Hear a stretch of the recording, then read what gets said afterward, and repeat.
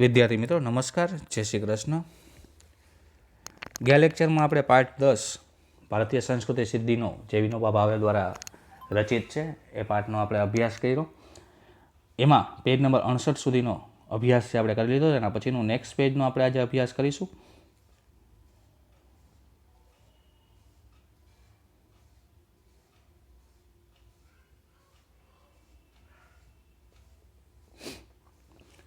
તો ગયા લેક્ચરમાં આપણે જોયું પ્રકૃતિ, વિકૃતિ અને સંસ્કૃતિ શું છે, એ બેને વચ્ચેના જે ભેદો છે એનો આપણે અભ્યાસ કર્યો.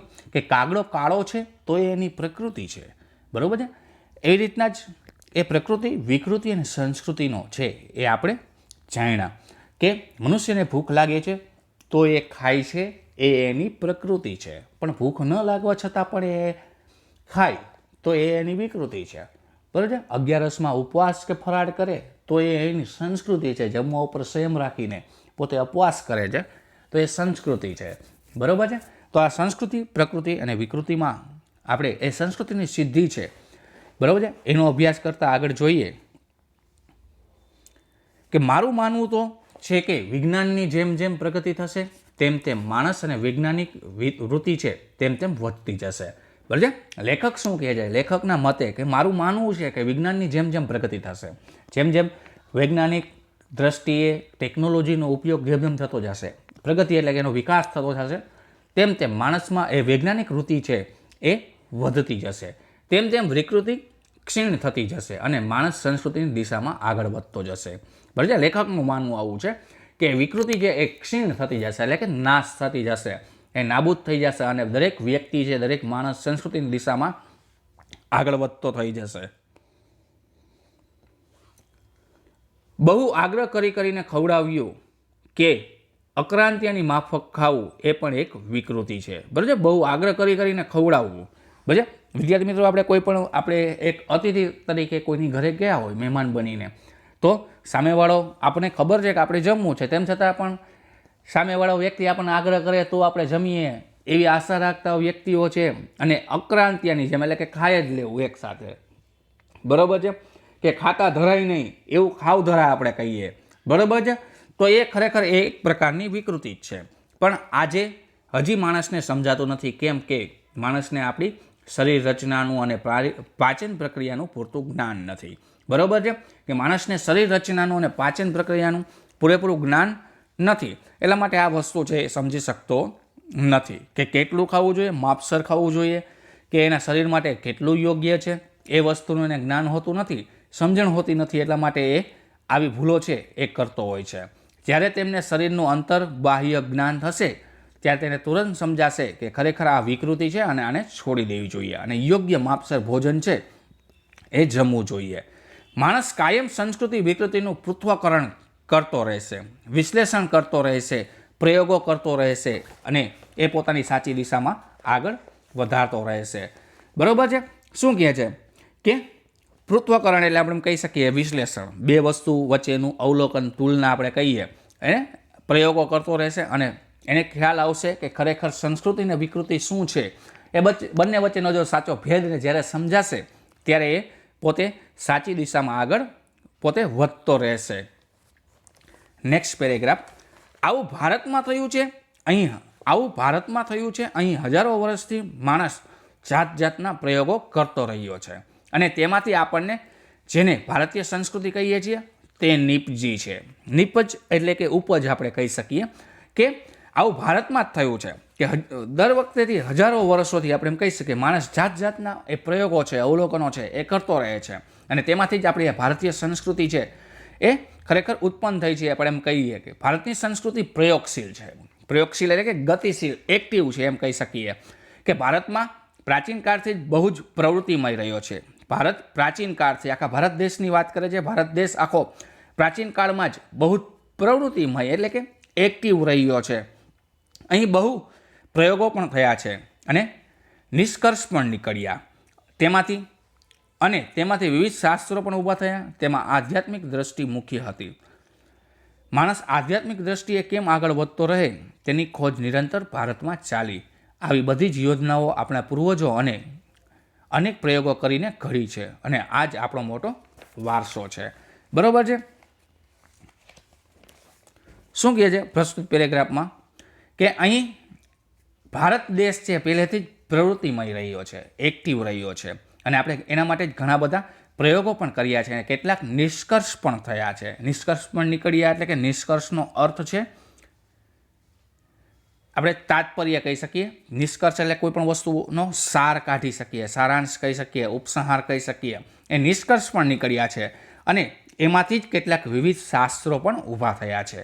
આમ એમાં આધ્યાત્મિક દ્રષ્ટિ મુખ્ય હતી. આધ્યાત્મિક એટલે કે ભગવાનના પ્રભુ ભજન અને કીર્તન તરફ આપણે આગળ વધીએ તો એ આધ્યાત્મિક કહેવાય. એ આધ્યાત્મિક દ્રષ્ટિ પણ એમાં મુખ્ય હતી. આવી રીતના માણસ છે આધ્યાત્મિક દ્રષ્ટિમાં કેમ આગળ વધતો રહે એની ખોજ છે ભારતમાં હંમેશને માટે નિરંતર છે, એ ચાલુ રહી છે. આવી બધી જ યોજનાઓ આપણા પૂર્વજોએ અનેક પ્રયોગો કરીને ઘડી છે કે દરેક મનુષ્ય જે આપણી સંસ્કૃતિ તરફ કેવી રીતના આગળ વધતો રહે અને કઈ રીતે આધ્યાત્મિક વિચારોનો એ વિકાસ કરે, એવા પ્રયોગો કરીને આપણી આ સંસ્કૃતિ જે બનાવી છે એ જ ખરેખર આપણા માટે બહુ મોટો વારસો સમાન છે. ભારત માટે એમ પણ કહેવાય છે કે આ એક મોટો સંપન્ન દેશ છે. બરાબર છે. સંપન્ન એટલે કે વૈભવશાળી આપણે કહી શકીએ. બરાબર છે કે ભારત એક વૈભવશાળી દેશ છે. અહીં સુંદર સુંદર સેંકડો નદીઓ વહે છે. હજારો નદીઓમાં આપણે સેંકડો એટલે તો કરોડોમાં આપણે કહી શકીએ કે અહીં સુંદર નદીઓ છે એ વહે છે. અહીં હિમાલય જેવો અદ્ભુત પહાડ તો અહીં જ છે. આપણો દેશ સુજલ અને સુફળ છે. બરાબર છે. સુજલ સુફળ એટલે આપણે સુજલ એટલે કે જળથી ભરેલી અને સુફળ એટલે કે ફળદ્રુપ આપણે કહી શકીએ. બરાબર છે. જળથી ભરેલી અને સુફળ એટલે કે ફળદ્રુપ જમીનો છે આપણે અહીંયા જોવા મળે છે. તો આ પ્રકૃતિના તમામ તત્વો છે હિમાલયથી માંડીને નદીઓની વાત કરે છે કે ભારત દેશને પ્રાપ્ત થયેલા છે. તો એ આપણી એક સંસ્કૃતિમાં આપણે વારસામાં એને ગણી શકીએ. પણ આપણા કરતાં એ વધારે સુજલ સુફળ દેશો દુનિયામાં મોજૂદ છે.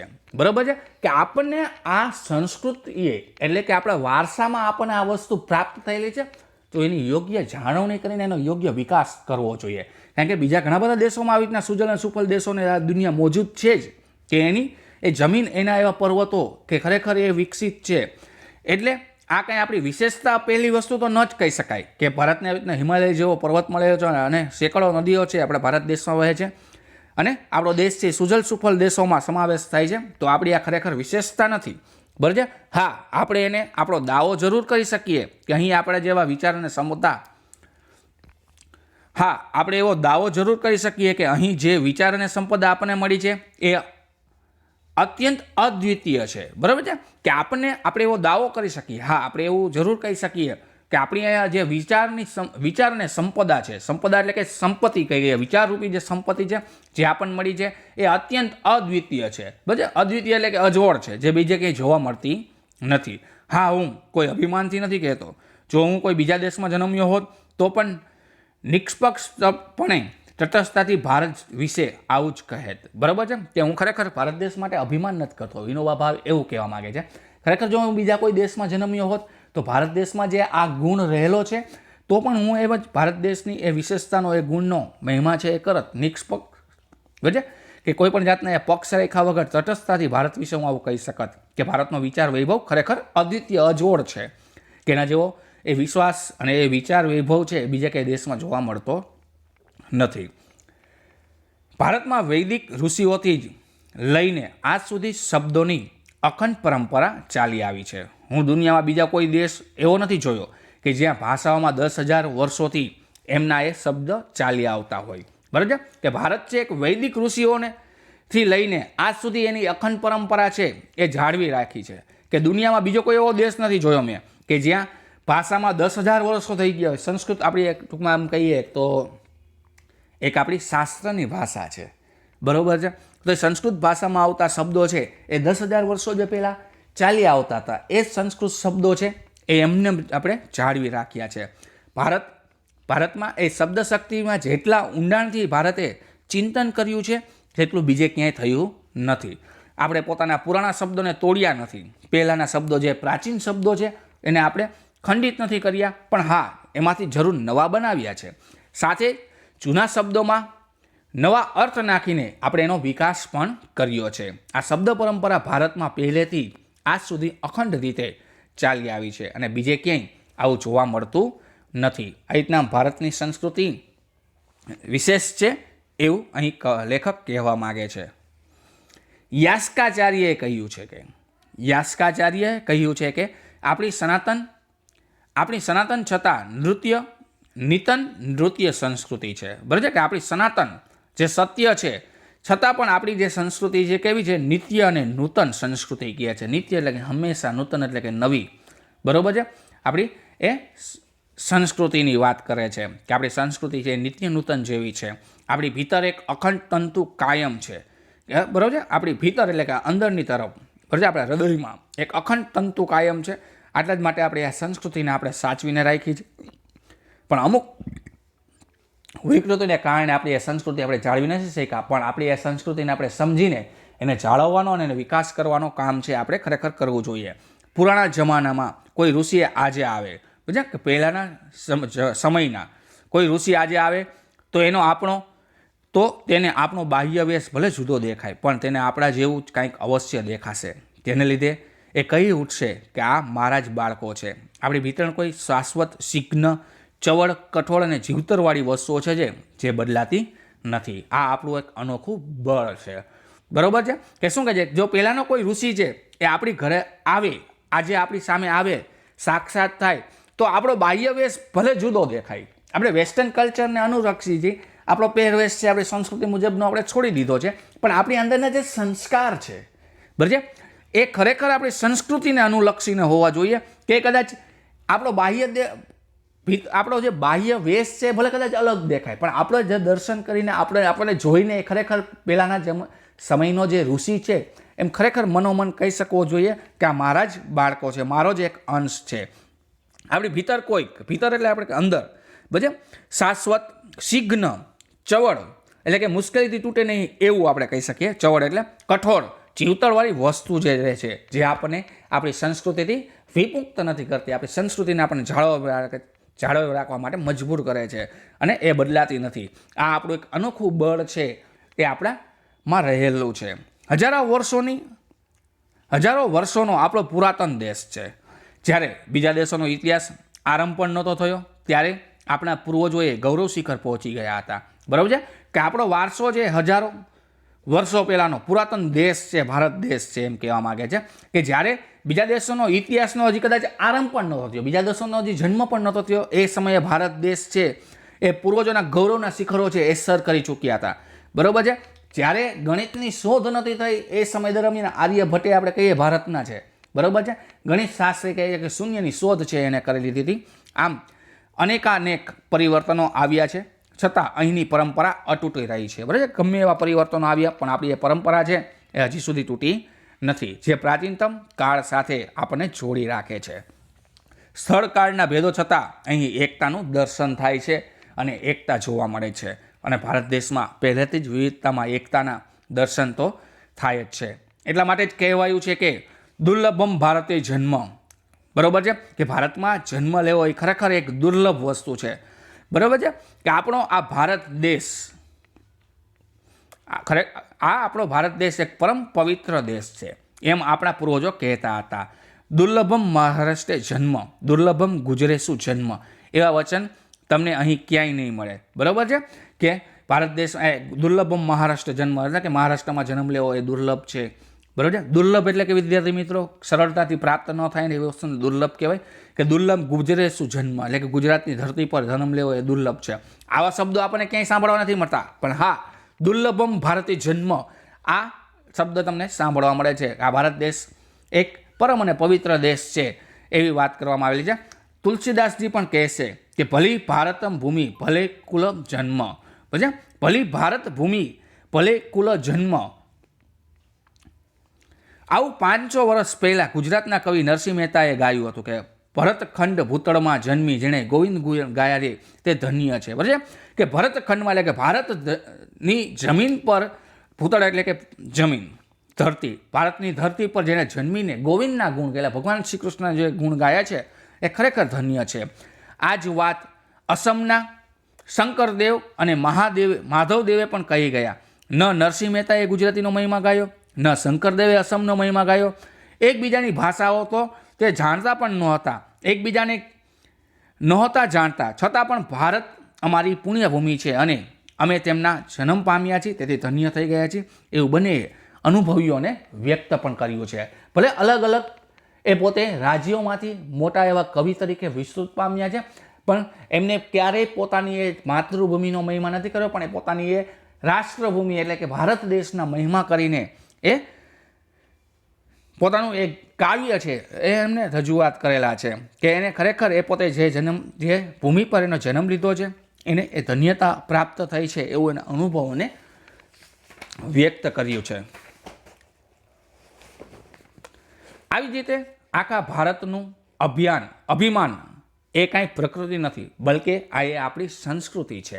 જો આવી રીતના આપણે ખાલી ગુજરાતનું અભિમાન કરીએ તો એ ખરેખર આપણે વિકૃતિ કહી શકીએ, બરાબર. પણ આપણે ભારતની સંસ્કૃતિમાં સમાવેશ થાય છે, ભારતનો એ ગુજરાતનો સમાવેશ પણ ભારતમાં જ થાય છે. એટલે આવી રીતે જો આપણે આખા ભારતનું અભિમાન કરીએ તો આપણી આ પ્રકૃતિ નથી, બલકે આપણી એ સંસ્કૃતિ છે.